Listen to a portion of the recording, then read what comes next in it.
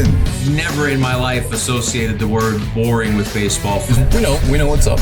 Me? Yeah. Famous? Yeah. And I'm like giddy over there smiling like, we're about to win this shit. Did everyone give you crap? Give me a good, host story. I'm not picking it up. We both love the game. We talk about it every day. Get on baseball. Having some popcorn, you're fooling around your phone. I'd have to wait in line for 3 hours. Hang on, because it's about to be a wild ride.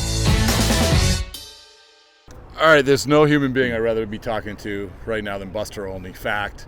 And also... You're full of crap. No, it's not. Go ahead. It's Thank you. It's true. And also because we've just been talking for a good, whatever. Because, there's a lot to talk about. And it's trade deadline season. It's officially trade deadline season, Buster. Isn't it? It is. The other day I had J.J. Piccolo, the general manager, executive vice president of the Royals on, and I said, look, there's no question we in the media jumped the gun on the trade deadline. We're talking about possible trade candidates in late February. And I asked JJ, whose team is right in the mix of the American League, when did you guys start talking about the deadline, if you have at all? He said about 3 weeks ago was his response. And I think that's right, because if you're a general manager, you don't want to preemptively call a rival and say, hey, your season's going bad. You going to be sellers? It is, So you wait until you get a representative amount of time in, and then you start to have those conversations. Well, and also the obvious thing in baseball now, everyone's 500 too. So right. It's the teams who are definitively out of it. Congratulations, White Sox, Colorado, right. Miami. These teams, they can say, hey, listen, sure, we're willing to listen, but it's going to cost you a lot. Luis more. Arraez. Oh, right. That being a great example of it. Yeah, and if you want to make a trade, you can make a trade right now. But it's going to be sticker price plus 10%, which is what the Padres paid to plug a hole in their lineup and trading for Luis Arraez while getting the Marlins to pay all of his salary. Yeah. What is your? I always have the go-to early season trades. Arraez was crazy early. We just don't see that too much. But I love the proactive move, and really the Rangers did it last year, right? Yeah. They gave up a lot of Cole Reagan. Well, they didn't know they gave up. No, believe me. His generation's Ron Guidry. Yeah. I was when I saw that trade, I was looking at the guy's Reagan's numbers, and we're talking about Aroldis Chapman for Cole Reagan's, but yeah, Reagan's turned out to be a lot better than I think a lot of people thought. But the idea was we're going to be proactive about this. Right. Do you remember? The most notable one for me was in the mid to late June 2000 season. The Yankees have won the 98 World Series. They won the 99 World Series. The offense in 2000 is stagnant. That group, the Dynasty Yankees, are getting old. And Brian Cashman shocked everybody by making a big trade for David Justice. And that turned out to be difference-making that year for them, eventually winning the World Series. That was aggressive. I think if you make a deal in June, what was it? The Brewers deal for CC Sabathia was in late June. Yeah. And that's the conversation you have with executives this time of year, where they understand, you can wait until the trade deadline, but if you wait too long, you might get caught up in the wash of a lot of, for example, the Mets, if they wanted to be in sellers, they got 10, 11 guys. Yeah. You're going to wait in line, and what happens if the Mets can't execute business quickly enough for you? And I'll give you another one. The place we're sitting right now, Fenway, the Steve Pearce trade, that was late June. And it's also reading, I'm a big guy, reading the room guy, whether it's early or whether it's right at the deadline. Reading the room is such a huge part of this. Pearce, they took off after getting Pearce. And that was a minor right-handed bat, ended up being the World Series MVP. But for GMs to read the room is huge, right? The best example of that in recent years, without a doubt, was 2021. Atlanta Braves, Ronald Acuna Jr. goes down in the outfield, Miami, blows out a knee. They're playing 500. Literally, I think they had a 500 record at the end of play that day.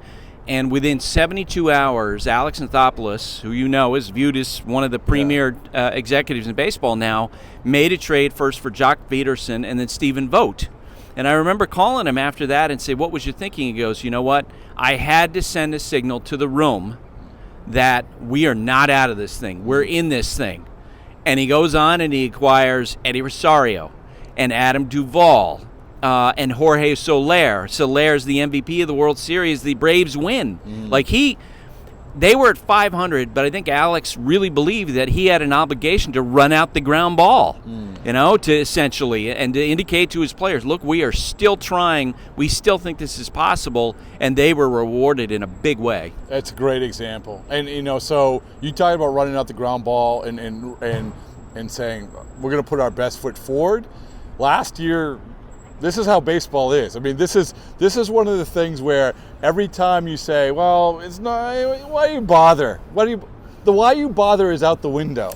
Because especially after last year. Well, that's what I mean. The Arizona Diamondbacks. I mean, 84 wins in the regular season. Wins. And I just said, like Mike Hazen, I love when he said this. He's like, I made a vow to myself in spring training that if we're even close, I was going to go for it. The other example, Buster, I've worn out and I love using is Dayton Moore telling me about the meeting that they had with Chris Young before the deadline in a room in San Diego, I think it was, where Chris Young looked around the room and said, guys, do we believe that we can win the World Series? Because if we do, these names and all these prospects, well, they're gone because we're going to go for it.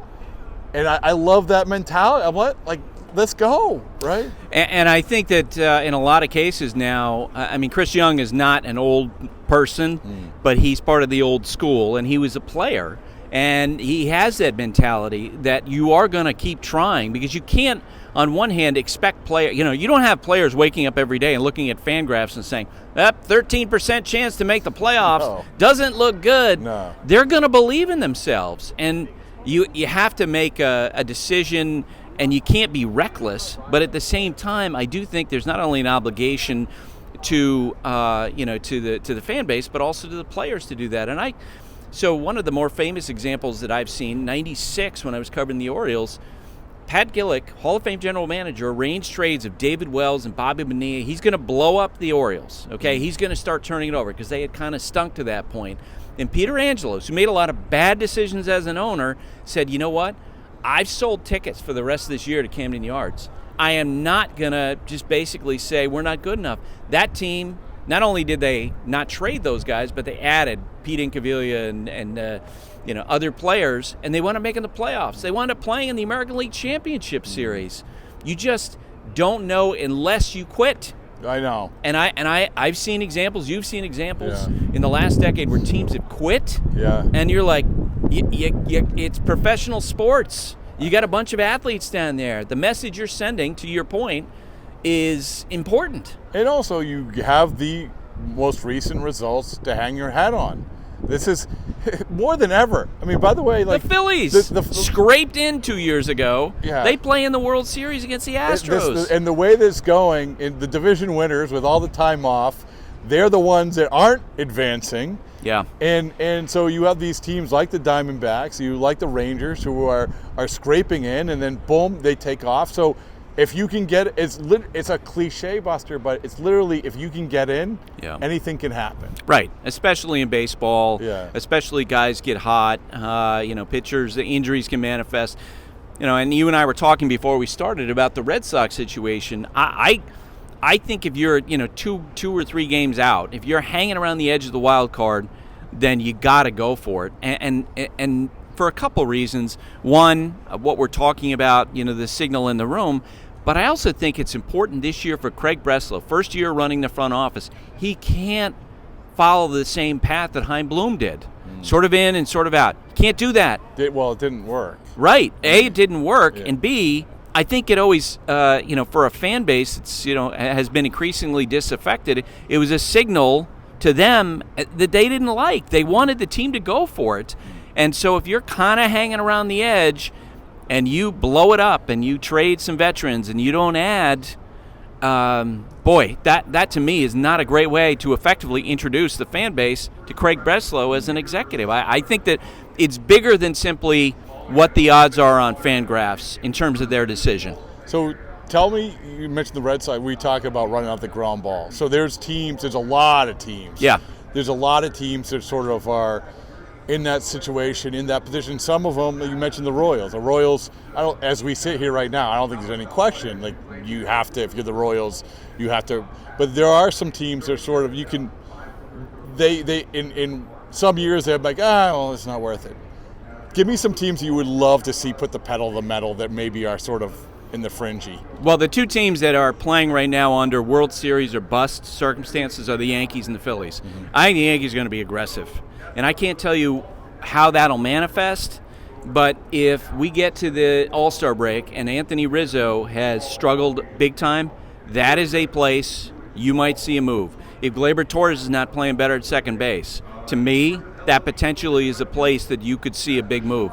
The Phillies, there's no, Dave Dombrowski. Yeah. There's no chance he doesn't add a primo reliever, Mason Miller, right? Yeah. Somebody like that to give one more arm for that bullpen, because that team has a ton of regret coming off last year's World Series. The Dodgers, Andrew Freeman always gets players at the deadline. And or at least tries. I mean, we can not forget Eduardo he always Rodriguez gets. Last year. Manny Machado, Yu Darvish, on down the line. He always gets some of the best players, and they have a clear need in the bottom half of their lineup right now.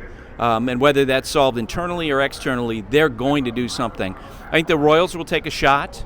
I think the Guardians, if they, when we get close to the deadline, they're going to identify some things. I know the Braves, they're kind of holding their ammunition back and seeing what exactly their biggest need going forward. Maybe it's an outfielder because of Acuna's injury, but there are going to be teams that are going for it. And look, when I talk about the Red Sox on their decision, I'm not advocating like a reckless trade your best prospects and overpay for guys. You don't have to trade your best prospects. Take on a little money. Right. That to me, because that.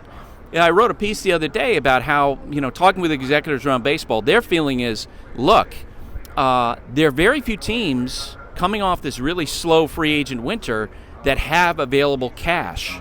And so if you're a team that has money, you can make deals. Yeah. Like if you call, the Mets, and I'm just pulling their name out of a hat, you might call them and say, look, we're not going to give you an A prospect for Harrison Bader or Luis Severino, but we'll take a salary on and we'll give you a B- prospect. And that might be good enough for a player like that, which means you don't have to cut into your farm system, but at the same time, you're signaling to your fan base, look, we're trying.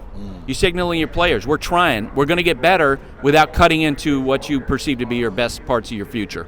I'll give you another one, and you can tell me if I'm wrong or right, the Padres. Well, yeah, and I'm curious because, there's a perception within the sport that A.J. Preller is essentially working for his job. Yeah. And he's always aggressive. He and Jerry Dipoto of the Mariners. To me, the Mariners are a team that absolutely has every reason to be aggressive. Yeah. Right? They have an excellent pitching staff. They clearly had a need in offense.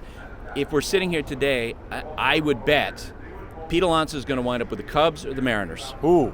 All right. So, because both those teams could use that sort of, there's not a lot of difference-making power available, but you can put Pete Alonso number 6 in anybody's lineup, and it's going to help. And the Mariners, they're talking about a team that can make a run based on what's most important. Bless you. Thank you. The most important, which is starting pitching. Right. That's just, spoiler alert, if you get that starting pitching, you get in the playoffs, and then you get a little more offense. And by the way, right now as we sit here, it's not like you're like, oh, well, the Astros are going to No. I know. The Mariners are the best team in the division. They're playing well. I'll give you another team that's interesting to me in terms of being difference-making at the trade deadline, the Pittsburgh Pirates. Okay? Oh, yeah. They're kind of hanging around the edge, but you tell me a team that would want to go into a short series in October against Paul Skeens, Jared Jones, and Keller. Yeah. I mean, that rotation, if they just upgrade their offense a little bit, man, and they were to scrape their way into the playoffs, they would be the team no one would want to face. Is there a player, and this is the last thing, is there a player that you mentioned Mason Miller, right? That and you mentioned Alonso. Yeah. That is going to catch like a lot of heat in the obviously we always default immediately to potential free agents. But it's a hard one because, well, again, we're not identifying. There's a ton of teams that are selling. Well, the Rockies, the Marlins, like the Rockies never sell. We never know what the Rockies are doing. They're very strange. So it's do the A's want to do that? Maybe for the right haul. I don't know. Absolutely. Yeah. See, that to me, I mean, it's not, to answer your question, I think it's more about a position than a player.